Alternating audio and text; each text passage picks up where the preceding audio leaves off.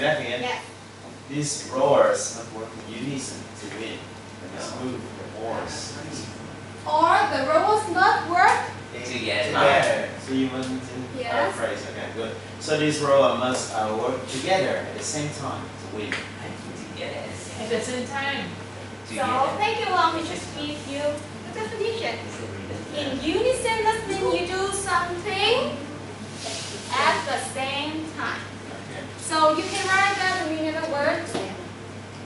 Which one is easier for you? In unison means at the same time. Yeah.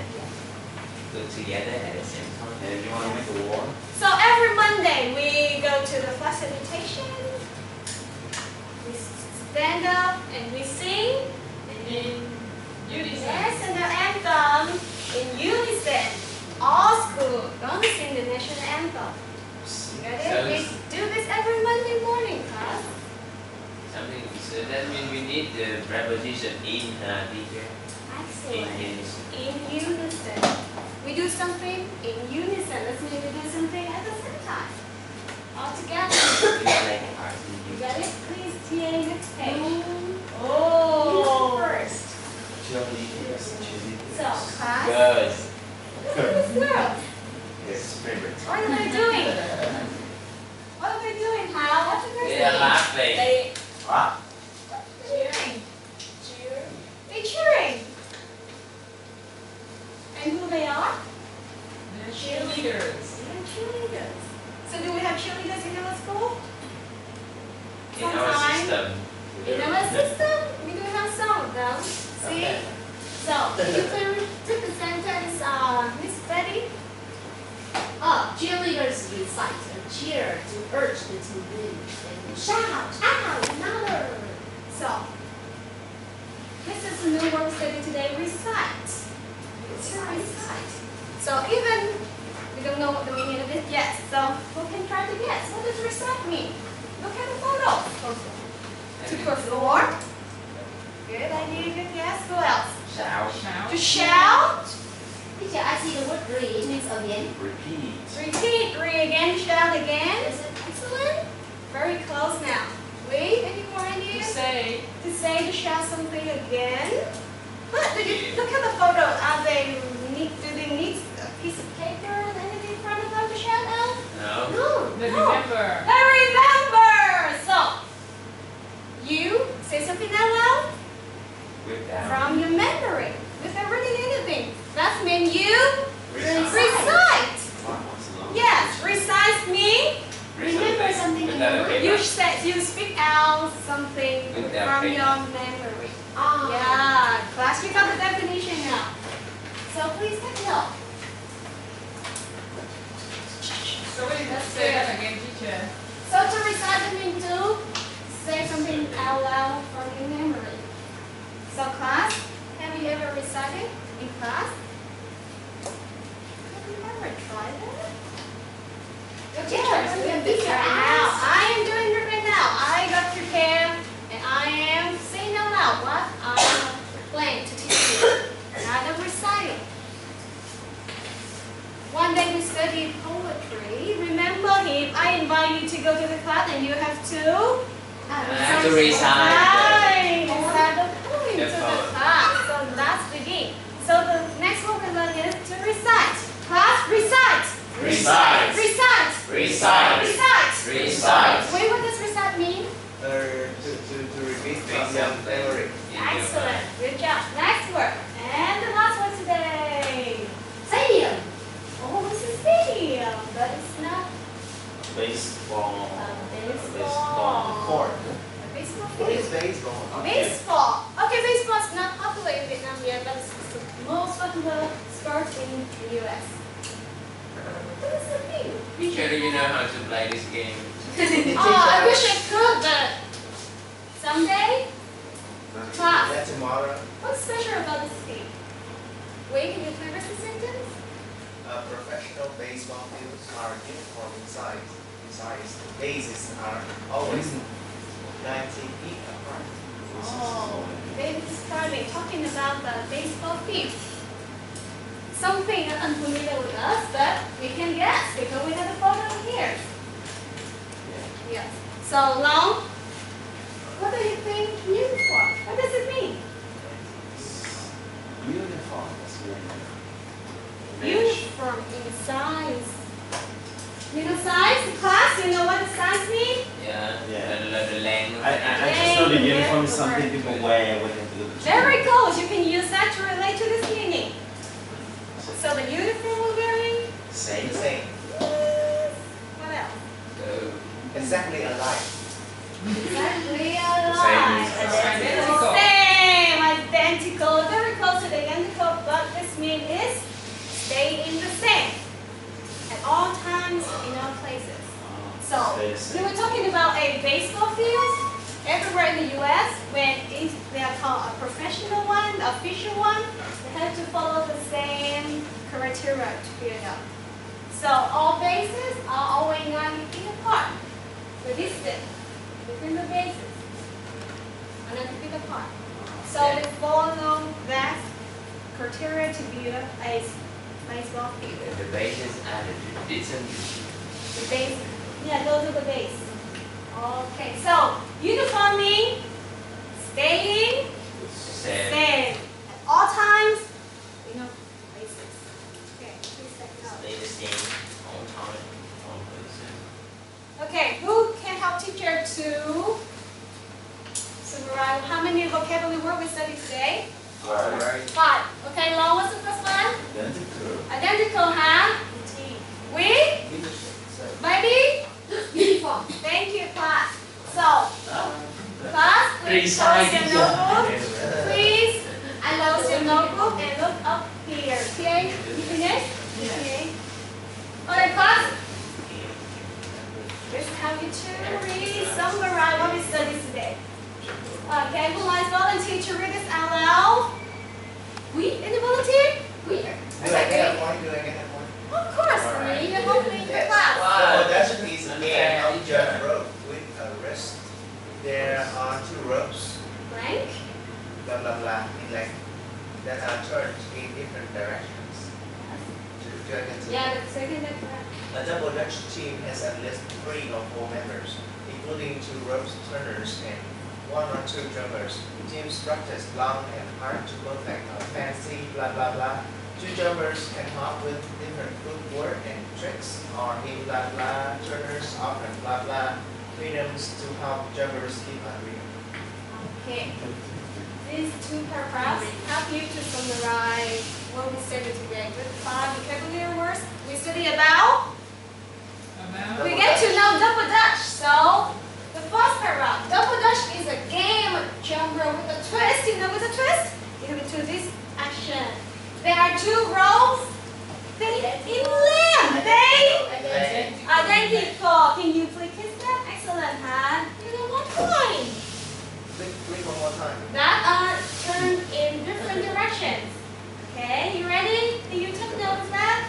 A double dutch team has at least 3 or 4 members, including 2 rope turning and 1 or 2 jumpers. Teams practice long and hard to perfect a fancy Jump. routine. You have to follow that routine. Excellent. We want to follow we. Okay, next sentence. 2 jumpers can hop with different footwork. Tricks are in Uniform. Unison. Sorry. Unison. Unison. Where you got it? Unison. TA. Excellent. And the last one, the turners. Often the turners. Recite the rhymes to help you must keep the rhythm. Okay, 1 minute, please. Take note on your assigned paper over there. I think Okay. one Can I go shopping now? One more word. Okay, 1 more class to help trumpets keep a Uniform. uniform rhythm. What does the uniform rhythm mean, Rich? Stay the same. Thank you. So, class, your homework today is go home and make me 5 sentences using the 5 vocabulary words we learned today. Okay, you can use this. Okay, turn to the page homework. You're gonna make sentences. I have to practice you guys to do it, okay? Okay, the fun things for the next class. We're going to go over the reading, the double dutch. You're going to know David Rocket and his wonderful double dutch team.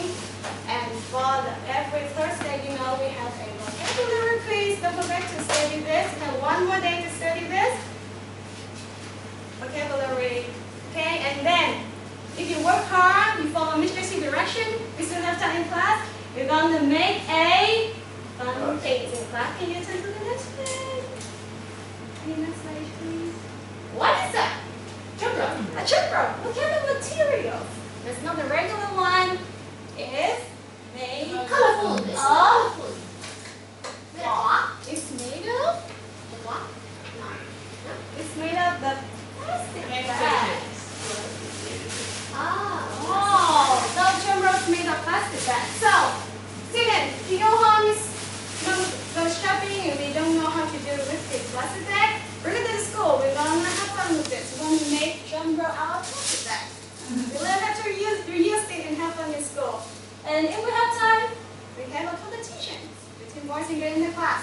Do you agree, class? Yeah. Only when you work hard and we have some time in class. Okay, thank you for being here today.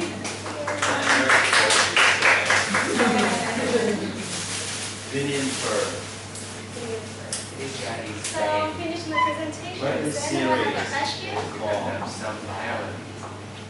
Does anyone have a question? Really? Thank you, TA. You're welcome. This was idea here. Is it the correct idea? Oh, yeah. This in web, they're in West Dictionary. Don't worry. Yeah. In the phone. We all at home.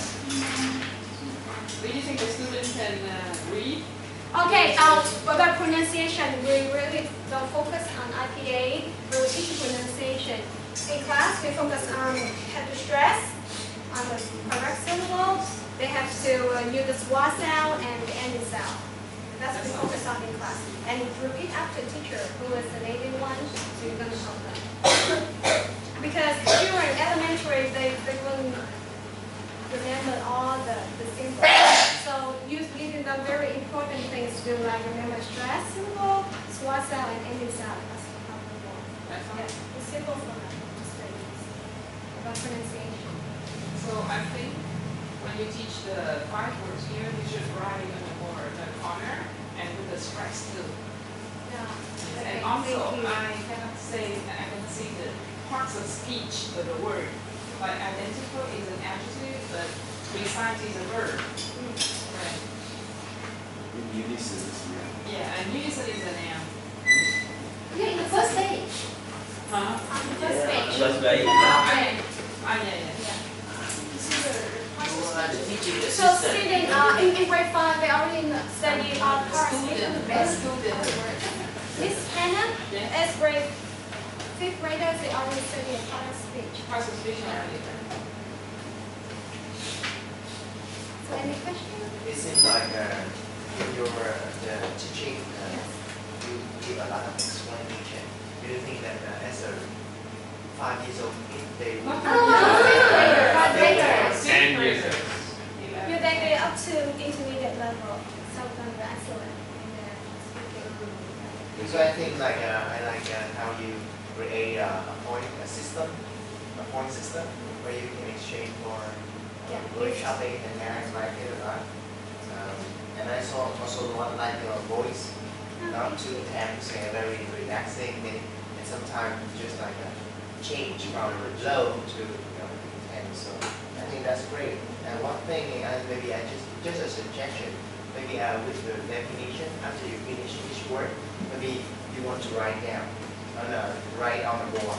For some slow students, they can, if they cannot follow the lesson, they can still be able to write down and don't feel embarrassed and be able to learn.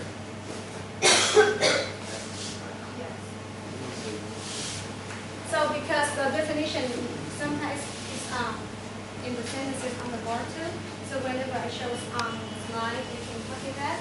Or when the friend can give a very simple, a short definition, they can use that and copy that. But the ideas of writing I make sure.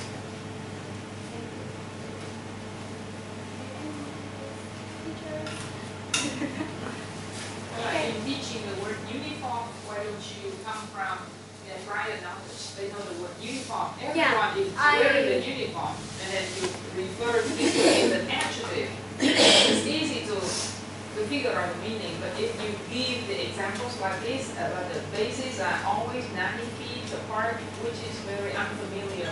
You know, because I thought about this because when you think about uniforms, Long already talked about that in class. You're thinking about uniform. I would like students to come up with that because they may confuse using the word uniform as a noun and an adjective. So when I'm teaching, they do make a mistake. So that's why I would want my students to bring it up first. So Long did that. What I can compare two sentences. In sentences, we have the noun, uniform is noun, and possesses the uniform and the adjective. Okay? And then we combine as noun the position of each word in the sentence so that they can recognize the part of speech of that word. Yeah. So that's a question? No, a suggestion. Yeah. Okay, any other questions? So I can see that identical routine, use and uniform character. It's like chunk, right? You have to be chunk. No, these vocabulary gonna designed to help students read the text, which is very long. So then when you're here, it looks like an animation student. Read it. This is lesson 4, teaching the reduction. Oh, So they have the target vocabulary is 10 of them. So today only 5.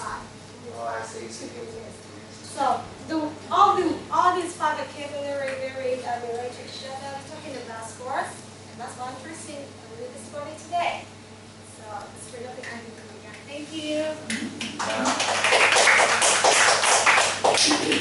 We can feel a new air.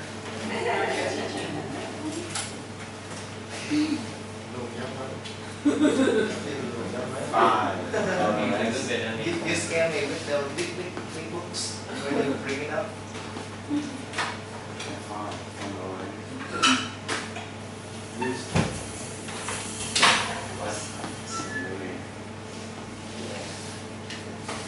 I make up that word.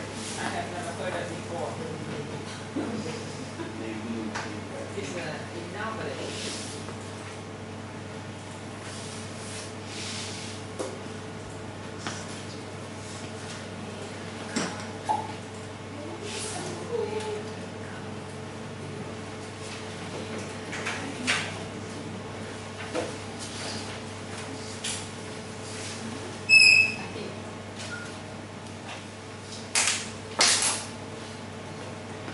So we need to do the feedback from the 2 lessons yesterday, and then we might as well do the feedback from the lessons today also right now, right, since I don't get a chance to see you tomorrow.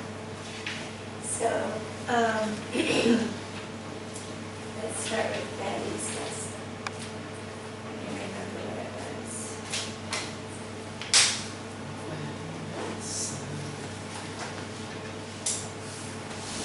All right, with the idioms. Okay, so, first of all, I wanted to say that, I think that you guys give very nice feedback and suggestions to each other. I really like the way that you collaborate and help each other. I think you have a very nice atmosphere. And that's what I hope for, that we're all here to share ideas and to learn from each other. And any kind of criticism I give to anybody, it's for everybody to learn from, right? And same thing like any kind of compliment, like sometimes I might really notice somebody's classroom presence, but just because I don't say that about you doesn't mean that you don't have nice classroom presence, So sometimes there's, over so much that we can talk about. I thought that you gave a very nice explanation at the beginning of what you were going to do. It was really clear. I thought you did a good job of pairing the students. That's really important. That's a skill too, is to be able to put students into pairs or into groups. Usually we do it very random, just like, okay, talk to the people next to you. But as I said the other day, it's important sometimes to make some decisions about who will work with who, because in your mind you want a stronger student to help a weaker student, or you want stronger students to work together and weaker students to work together, maybe on a differentiated task. So that's an important skill. And it's nice, there's so many different techniques that you can use for pairing students. Do you have some different ways that you do it? That you ask students to work in pairs, or do you usually just ask them to work with the person? The sticks, I mean, I have a name for the sticks and the people. Okay, so they draw a name, right, and they choose the person they get to work with. What else? MKO. How does that work? More knowledgeable. I often choose a good guy and Oh. some weak guy. Oh, right. But how do you do that then? How do you pair them? Do you just say, oh, I want you to work with you, and you tell them? Yeah. Or, yeah, because they shouldn't know, right? They should, maybe they understand, but you should never say, I want you to work with him because he can help you, right? So we want to be careful about I that. have a little bad experience back again last time. There's one time I had 4 students, 2 very good, outstanding, and 2 is like totally fall behind. So I decided to put one good and one bad together. I think it worked. In the end, after the good person worked with the bad person, the good person slowed down. It doesn't help the slow person, and it kind of dragged all the class down. So I'm, oh no, okay, we work together again. So I have to put the, it not always be the case, but it can happen. Yeah, it's good to experiment with it, and you saw it wasn't working well, so you changed your strategy, right? That's really important. When we do a lesson plan, like your PAs are usually lesson plans, right? And one important thing about a lesson plan is kind of like a roadmap that we want to follow. But we need to keep in mind that we can always change course if it's not working. It's our general guideline, but sometimes you see the activity, they don't understand, the instructions were not clear, or they're bored, or sometimes in theory things sound like they'll be fun, but it doesn't really work out. So that's important to be attentive to and to change it if it's not working. There's other things that you can do, like just counting off, so if you want them to count off, or maybe you can have them line up according to size or something, and then you fold the line over, right? So the tallest guy works with the shortest guy in class. You can give out things that are like puzzle pieces, and they have to find the person who matches their puzzle piece, or dominoes, right? And so they find someone who matches their domino piece. So it's nice to use a variety of strategies because you want to get people to work with the most people that they can, right? You don't want them to always work with the same person that they sit next to. One of the important aspects of pair work or group work is that you get to learn from each other's background experience and their different personalities and learning styles and whatever they have to contribute to the conversation. I don't know if it's so much of a factor here, but one of the other very important things about doing pair work or group work is that students get an opportunity to maybe work with other students who are not like them. Maybe they're from a different region, or a different socioeconomic class, or a different race or religion or something. And so they really get to know each other as people. So it helps to really break down stereotypes. And I think that that's a very important thing that we need to do inside the classroom to help people to be more understanding and tolerant and compassionate about the other people that they know. I don't know if it was here, but there was a school I visited where there were some children who came from another region. And I think that they kind of came from a rural region. And so the city kids kind of made fun of them because they were kind of from a backwards area. They didn't have a lot of familiarity with technology. Maybe they dressed a little differently, or their accent was a little different. So they feel like outsiders. But when you start to work with them in pairs, then you realize, oh, she's just like anybody else. And it really does help to break down stereotypes. So that's really important. I really liked how you put your objectives on the board at the beginning. In the United States, in elementary school, that's required. All teachers have to put their objectives on the board at the beginning. It's also a roadmap for the students, so they kind of know what to expect. Well, what's coming up today, and where are we? What have we done already? So that's nice. You have really good use of your voice. How you change your voice modulation and intonation, so it keeps students interested. And it's really hard to listen to somebody who's monotone, right? They're really boring, and you start to daydream after some time. So it's nice when you can change your voice and change your inflection because it keeps people engaged. What were you saying in Vietnamese when you were explaining the idioms? There was some explanation that I didn't catch. Yeah, it's easier for the students to understand it. So you translated them, into something similar in Vietnamese? Yeah. The meaning of the words. Okay. I can't remember why I wrote the question. Maybe you guys were laughing or something, so it sounded like, it seemed interesting, the way that you were explaining it. So, I thought you did a really good job with wanting to see everybody's tongues out and making it fun and funny and walking around to see that. That's a difficult sound, right? People feel awkward with that sometimes. Yeah.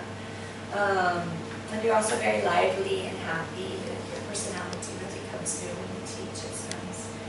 I really like your visual diagram for the pronunciation. That was nice. I really admire how you guys can write so quickly on the board. How you can write while you're looking at people, and you can do these pictures and diagrams. I know. Yeah, I want to learn that technique from you guys. Yeah. I'm not so good at that. I have a hard time speaking and writing at the same time. I always make spelling mistakes when I do that, and I have to stop and think. So I really admire the way you guys do that. It's nice. So the pictures were really nice. The quality of your materials are really important, right? You want to use really clear slides, not too much information on the slides. So the slides were really nice. I thought you did a really good job of eliciting from the students, from the pictures, by using the pictures and getting the vocabulary from them.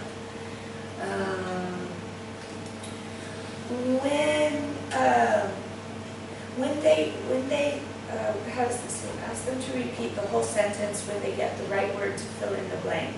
So they had to fill in the blank on one of the words on the slides. And then I thought it would have been nice if you then asked the students to repeat the whole sentence. So they got the word and then they filled in the blank of the sentence, but then it would have been nice if you asked them to say the whole sentence. I think you did it later on, but maybe right at that time would have been nice. To me, I think it's kind of confusing when we describe an idiom and we put in someone. So the thing was to get in someone's hair. And so when you wanted them to make a sentence with it, they were able to do it, I think, because you guys are older and you already know the expression. So somebody said, oh, to get in my hair. But I think maybe you need a little explanation there that someone can mean my. Maybe give an example, like to get in my hair, to get in your hair, to get in his hair. Because that use of someone is kind of awkward, right? Yes. Yeah, so I think that needs a little clarification.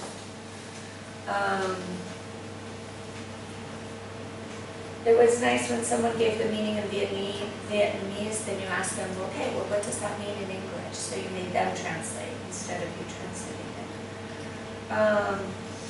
When you got the idiom, play it by ear, I think maybe you could have elicited from the students what that means. You gave the definition right away. You can always ask, right? Sometimes they can't come up with it, but sometimes somebody gets close.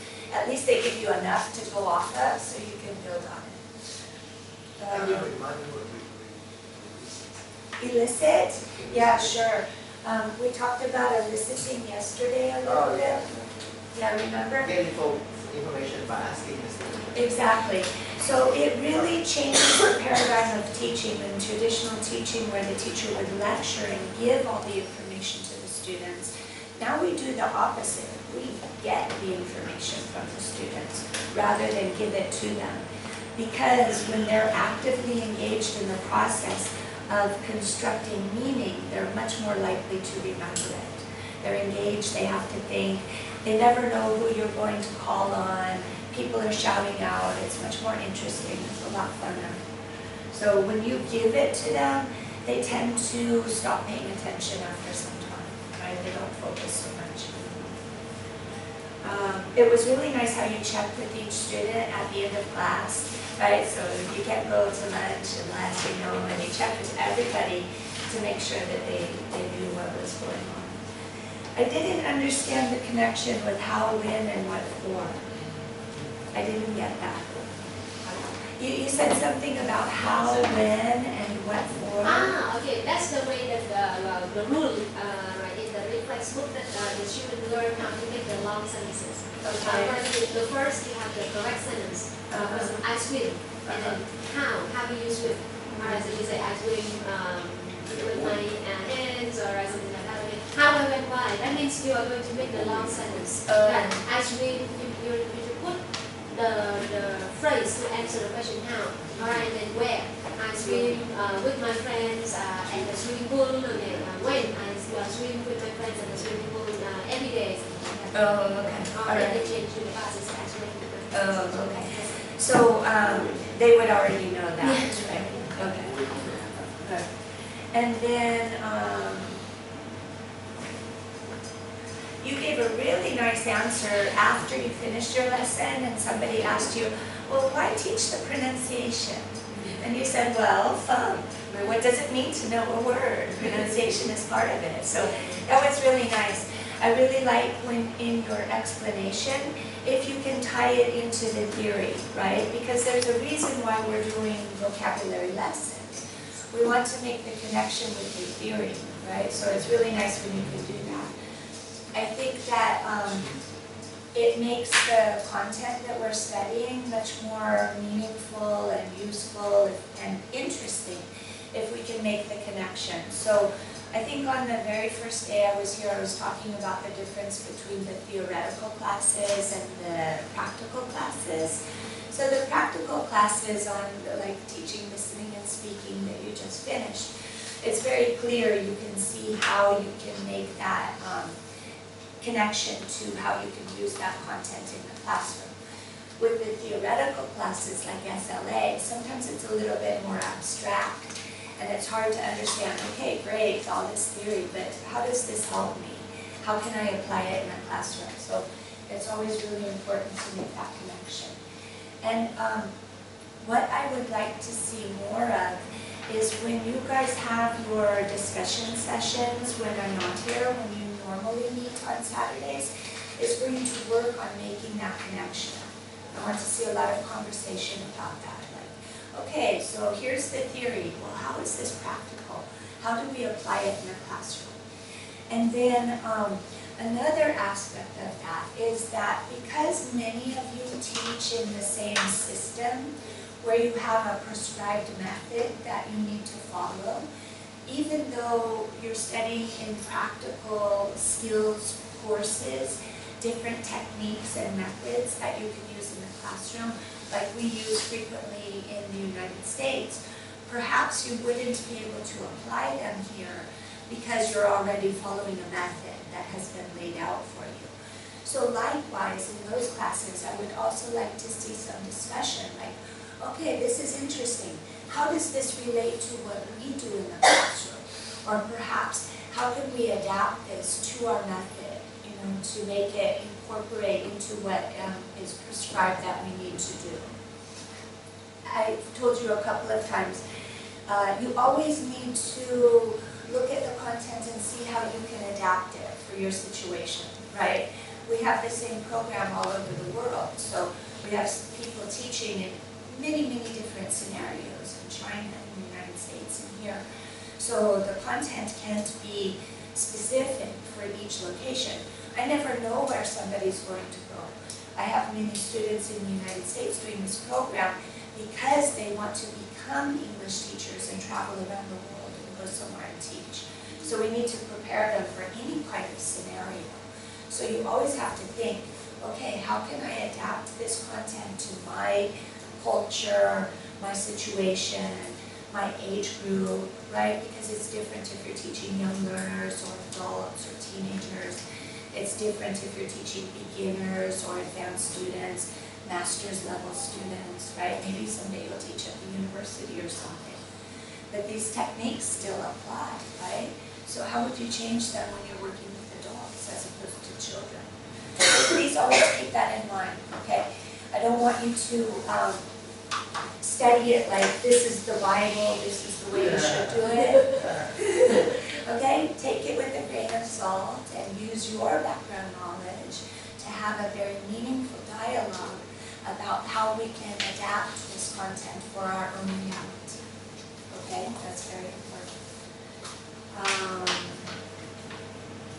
So I thought that we got into an interesting discussion about, well, why teach idioms? Frequently students don't remember them, they're difficult to teach, they're figurative language. So I thought that that was a really nice conversation. And I think that also one thing that's important about that is that students receive a lot of input, right? There's a lot of dialogue, there's a lot of conversation.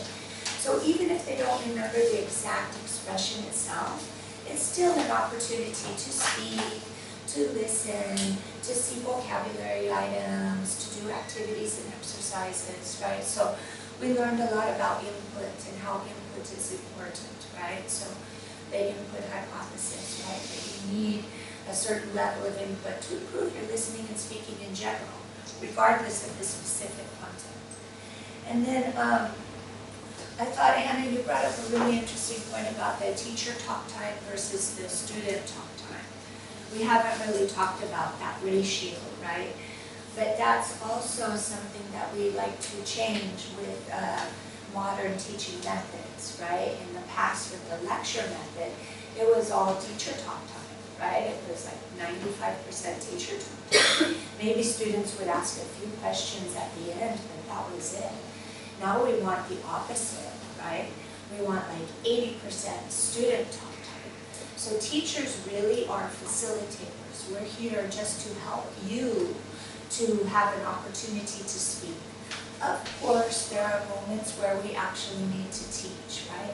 At the beginning of a lesson, when it's new information, we need to present that information. At the end of a unit, when we're reviewing for an exam, we also need to present information. Whenever we're presenting new content, it's our obligation to teach it. Of course, we want to try and elicit it as much as possible, but still the clarification of the explanation is up to us. So there are important moments where we need to actually teach, right? But we certainly want to give the majority of the opportunity to talk to the student, right? Okay. Any other points that you guys would like to bring up about that lesson? Do you think that, I know that Danny has answered the question, but I want to hear your opinion. Do you think that if we focus too much on fixing the student pronunciation, does it get in the way of getting the language? Oh, okay. Well, I think that that has to do with affective filter a little bit. If we focus too much on the minute details like pronunciation, perhaps. You know, there's the difference between fluency and accuracy. So there are, just like there are moments when we need to teach, there are moments when we need to focus on accuracy, right? So we need to stop and correct. We talked about the problem of becoming fossilized. So sometimes we really need to stop and make them consciously aware of the mistake or what's going on. But when we're doing certain kinds of activities where we just want students to be fluent and converse and use the language and feel confident about their ability to use it, then we don't want to interrupt and worry so much about pronunciation. Maybe we can do it as a whole class instruction later. If we notice that there are 2 or 3 or more students that are having difficulty with that pronunciation, then I would put it on the board and go over it again. I think that pronunciation is important. I think that in general, learners want to have good pronunciation. I think it's something that we strive for, right? It sounds elegant. It sounds more beautiful when somebody speaks another language with good pronunciation. it hurts my ears when people like speak Spanish or Portuguese or French with an American accent. It's so bad, right? It's terrible. And so I think we as learners of another language, we really strive to have good pronunciation. So I think that's a goal. However, in the past, with some methods, like audiolingual method, they focused so much on pronunciation, right? They wanted students to have the goal of having a native-like accent. Well, maybe that's not realistic, especially as we know with the critical period hypothesis. If they start studying the language after puberty, that's probably not going to happen. So it's not really fair to require that they have native-like pronunciation because physiologically it's almost impossible. So as with everything, there's balance that's important. I think it is important, but you have to kind of understand your student, understand the situation, understand the lesson, is it fluency or accuracy, right? So yes, I do think it's important, but we don't want to focus on it so much that students feel inhibited to speak and afraid to because they think that their pronunciation's not good enough. It's always important how we do our correction, right? So that students feel good about it. Just like I was saying here with the feedback about your lessons, I want everybody to feel good about it, you know, that any kind of criticism is only to help us grow and to improve. We're all here to learn and be lifelong learners and improve, right? Just criticize us. We can take it, we're big guys, right? We're adults, it's all right, right? So you need to know your students as individuals. Sometimes people are very sensitive and they can't take it. But we're responsible for setting up the environment in our classroom. If we make it a warm, friendly place where people are allowed to share and give feedback, and we're supposed to take feedback in a nice way. You guys do it so nice. You say, oh, good suggestion. That's a great idea. I'll take that into consideration. Or you say, well, no, actually, that won't work in this situation. I thought of that, but blah, blah, blah. You know, so you have your reasons, and we can get into an academic dialogue as to why you did it or not, or whether it's a good suggestion. So I think that we as teachers are responsible for creating that environment in our classrooms where giving constructive criticism is a good thing, right? It's a good thing in life, isn't it? To be able to speak your truth and tell people what you really think. Of course, we have to do it in a polite way so that people are willing to hear it. If we're rude and aggressive, nobody wants to listen. They close off and they, he's a jerk anyway, I don't want to listen to him. And they're not going to listen, right? So I think that that's really important. So let's move on to your lesson. Okay.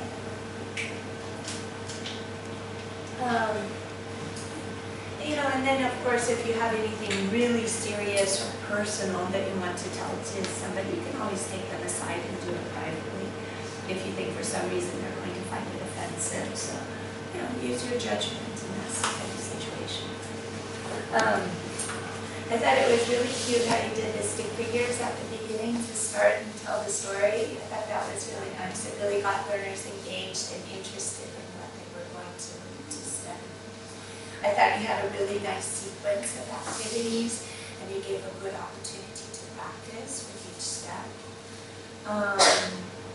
One question I have is you gave us each a piece of paper, and so I was wondering why, after you taught the original vocabulary, why did you have us just write down the words on a piece of paper? At the same time, maybe after I teach them how to pronounce, then I ask them to write down. Okay. Why did you do that? We just wrote the word. Later we wrote the pronunciation, but in the beginning we just wrote the word itself, right? So what is that? I teach the student how to pronounce with the IPS, and then tell them to write down the word with the IPS. With the IPS. Oh, okay. All right. I thought that we just wrote the word itself, not with the IPA. I thought that was a later stage. It's like describing a sequence. Okay, but so let's, you know what's interesting then, so you have this prescribed method. Let's go back and look at it. what was Dr. Lee's reasoning? What was he thinking when he described this method? So now that we know the theory, maybe we can look at it. So why do you think you would just write down the word? Because we wrote down the pronunciation later. What's the objective of having the student do that? Why would in that sequence you teach the vocabulary and then you have them write the word and then you went on to something else? Why do you think we would just write the word? That is the kind of investing. Okay. When you focus, when you invest your time, your effort to do something, right? With like writing, okay, then you can remember how to spell the word and then write out the pronunciation. At the end, you can write somehow remember how to make it. Right, and step by step, day by day. It's not when you say learner when you have to write. For example, I learned by looking. Okay. How about the person? By doing, yeah, that's kind of tactile. That's kinesthetic or tactile. Kinesthetic. Kinesthetic. Yeah. Anyway. Kinesthetic. So it's like learn by touching. My kids go. Maybe like you have to feel. Ah, you did that.